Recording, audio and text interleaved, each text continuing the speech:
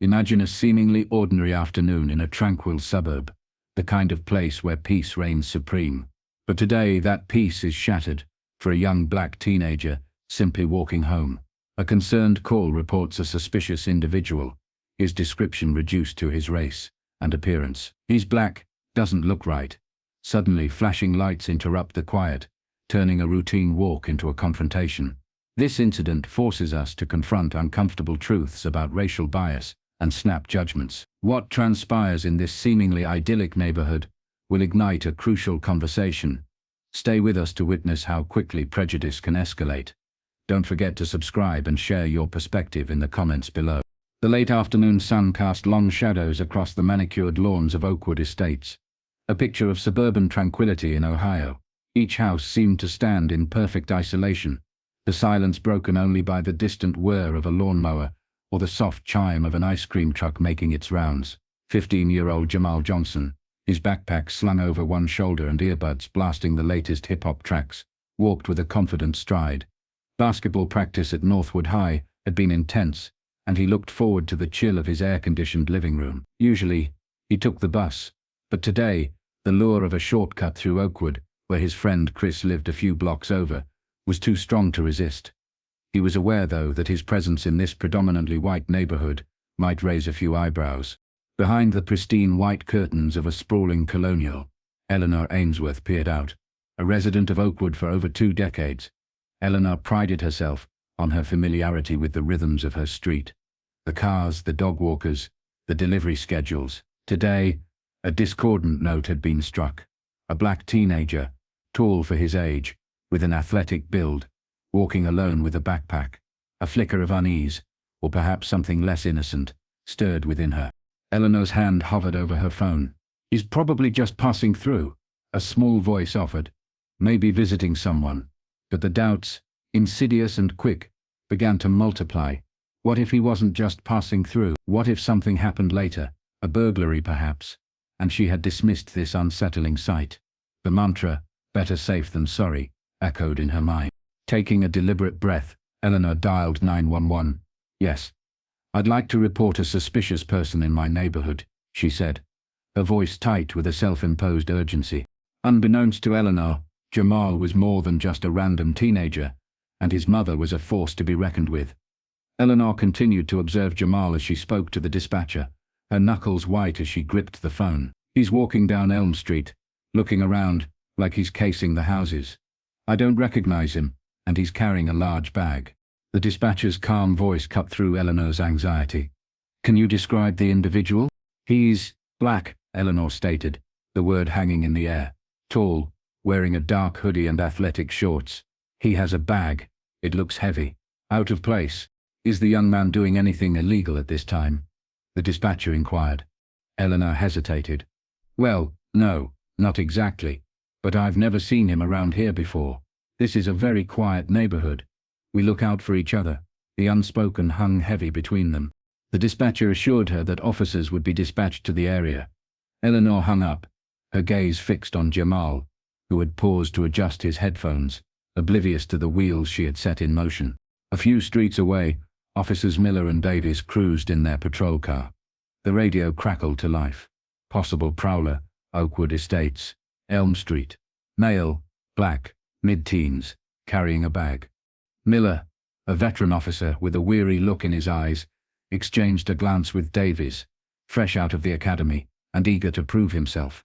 "Let's check it out," sirens briefly piercing the suburban quiet. They headed towards Oakwood. Jamal was nearing Chris's street when he heard the sudden blare of a siren behind him. Confused, he turned just as a patrol car screeched to a halt. A few feet away, 2 officers emerged quickly. "Hey, stop right there." Jamal froze, instinctively pulling off his headphones. The officers approached, their hands hovering near their sidearms. "What's in the bag?" Miller's voice was sharp, laced with authority. My basketball stuff," Jamal replied, his voice steady despite the sudden adrenaline surge. "I'm headed home." Davies stepped closer. "You live around here?" "Yes, sir. A few blocks over on Maple Drive." Miller scoffed, a hint of disbelief in his tone. "Maple Drive, huh? What's the address?" Jamal began to answer, but before he could, Davies reached for his backpack. "Hey, what are you doing? That's my stuff." "Relax, kid," Miller muttered, unzipping the bag and roughly rummaging through its contents. Sneakers, a sweaty jersey, a water bottle. Nothing incriminating, but the scrutiny felt invasive. "Why the shortcut through Oakwood?" Miller's eyes narrowed. Jamal's heart pounded against his ribs. "It's just quicker. I wasn't doing anything wrong." Davies looked at Miller, a flicker of doubt in his expression. "Maybe he's telling the truth, Sergeant." Miller remained unconvinced. "Then why did someone call the cops on him?" Jamal opened his mouth to explain again, but his breath hitched as he noticed a sleek, black SUV approaching slowly. It pulled up behind the patrol car, stopping abruptly. The rear door opened, and a woman stepped out. Olivia Brooks, the city councilwoman, and Jamal's mother. The officers, however, had no idea who they had just stopped, and neither did Eleanor, who was still watching from her window. An almost tangible shift occurred in the atmosphere the moment Olivia Brooks emerged from the SUV. She wasn't just any mother. She was a prominent figure in the city, and she carried herself with an undeniable air of command. Dressed in a tailored pantsuit and sensible heels, she moved with a focused energy, her eyes immediately locking onto the two officers flanking her son. Miller straightened his posture as she approached. He recognized her face from local news segments and community events, but the connection to the young man they had stopped hadn't yet registered. Davies, however, looked bewildered. "Ma'am, I need you to step back," Davies said, his voice wavering slightly. "We're conducting an investigation." Olivia didn't flinch. "I can see that, officer." Her voice was calm, but carried an unmistakable steeliness. "And what exactly is the nature of this investigation?" Jamal let out a barely audible sigh of relief. "Ma'am," she raised a hand, a silent reassurance. "I've got this." Miller cleared his throat. "We received a call about a suspicious individual in the area." Olivia's eyebrow arched slightly. "Suspicious?" Davies gestured towards Jamal. "We stopped him to ask a few questions, ma'am. Just protocol. We need to confirm his residency." Olivia took a slow, deliberate breath. Reaching into her handbag, she retrieved her phone, tapped a few times, and held up the screen. "This is my son, Jamal Johnson. He lives with me at 14 Maple Drive, 3 blocks from here. This is his student ID with our address. And this," she swiped to another photo, "is us volunteering at the community cleanup last month." Silence hung heavy in the air. Davies shifted uncomfortably, his gaze fixed on the phone screen. Miller's jaw tightened almost imperceptibly. Olivia's voice, though still measured, now held a sharp edge. "So, officer, tell me, did you stop my son because he was acting suspiciously, or because someone in this neighborhood assumed he didn't belong?" Neither officer offered an immediate reply. Behind them, Eleanor stood frozen in her doorway, witnessing the unfolding scene. The moment she recognized Olivia Brooks, a knot of dread tightened in her stomach. She had called the police on the councilwoman's son, on a young man simply walking home, and now she was a silent spectator, as a mother, a woman of significant influence in the city, confronted two officers who suddenly seemed to have lost their voices. But Olivia wasn't finished. She took a step closer, her gaze unwavering. The air crackled with unspoken tension. "You searched his bag," she stated, her voice low and steady. "You questioned where he lived. You assumed, based on what, officers?" Miller squared his shoulders, attempting to regain some semblance of control. "We were just following procedure, ma'am." Olivia tilted her head slightly. "Procedure?" Davies mumbled. "We got a call about a suspicious person." Olivia took another step, closing the distance.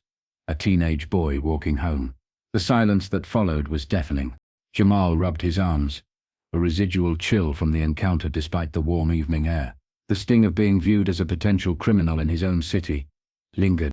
Olivia turned, her gaze finally settling on Eleanor, who remained rooted to her spot. "Was it you who made the call?" Olivia's voice, though directed at Eleanor, carried across the quiet street. Eleanor opened her mouth, then closed it, the weight of the moment pressing down on her. She hadn't intended for this to escalate.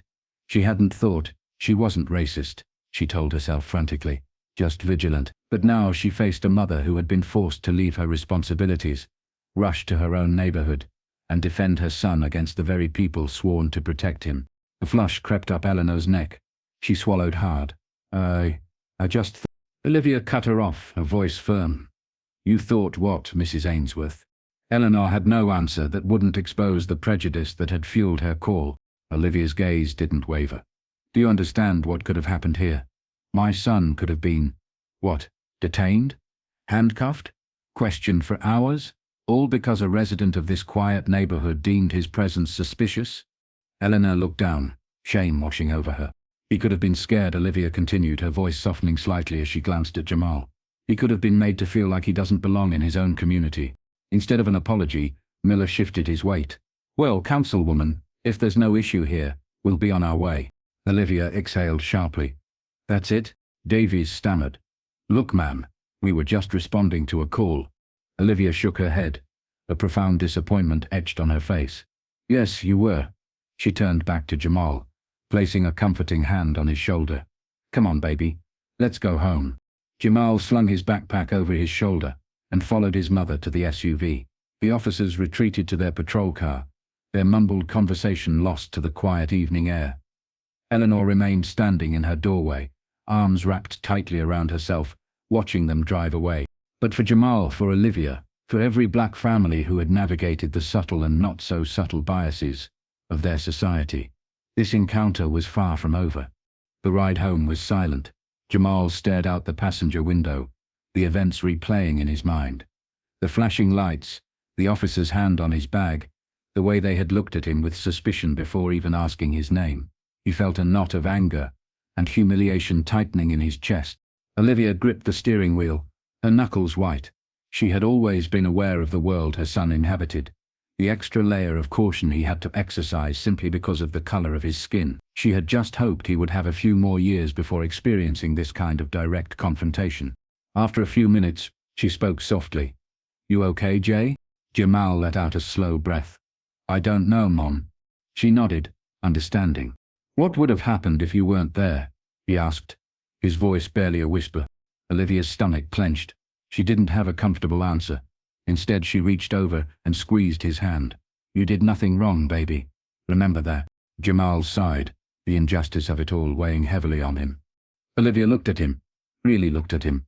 A 15-year-old boy, still flushed from basketball, carrying the weight of an encounter that should never have occurred. This wasn't just about today, it was about every similar story, every child who had to be taught how to navigate a world that often saw them as a threat before seeing them as an individual. Across the neighborhood, Eleanor sat in her living room, the phone still clutched in her hand, the instrument of her fear, the device that could have had far more serious consequences. Her stomach churned with a belated understanding. She had thought she was being vigilant, protecting her community, but now the chilling realization dawned on her. She had simply acted out of prejudice. For the first time, she forced herself to confront the uncomfortable truth. Afraid of what? She stared at the blank screen of her phone. What if the danger hadn't been the young man walking down the street? What if the danger resided within her own assumptions? How many times had calls like hers ended differently? How many teenagers like Jamal didn't have a parent arriving in time? And how many times did people like her simply walk away, never truly considering the impact of their actions? This wasn't just an isolated incident in a quiet suburb, it was a reflection of a deeply ingrained societal issue. Maybe, just maybe, it was time to truly see it, to acknowledge it, and to finally do something about it. Because the next time someone like Eleanor picked up the phone, the person on the receiving end might not be as fortunate as Jamal. The lesson here hits hard. Snap judgments based on appearances can have devastating consequences. We all carry biases, often unconsciously, but it's our responsibility to challenge those assumptions and see the person before the stereotype. This story reminds us that true community is built on understanding and empathy, not fear. What did this story make you think about? I'd genuinely love to hear your perspective in the comments. And if you appreciate stories that spark these important conversations, hitting that like button and subscribing helps me bring more of them to you. Let's keep talking.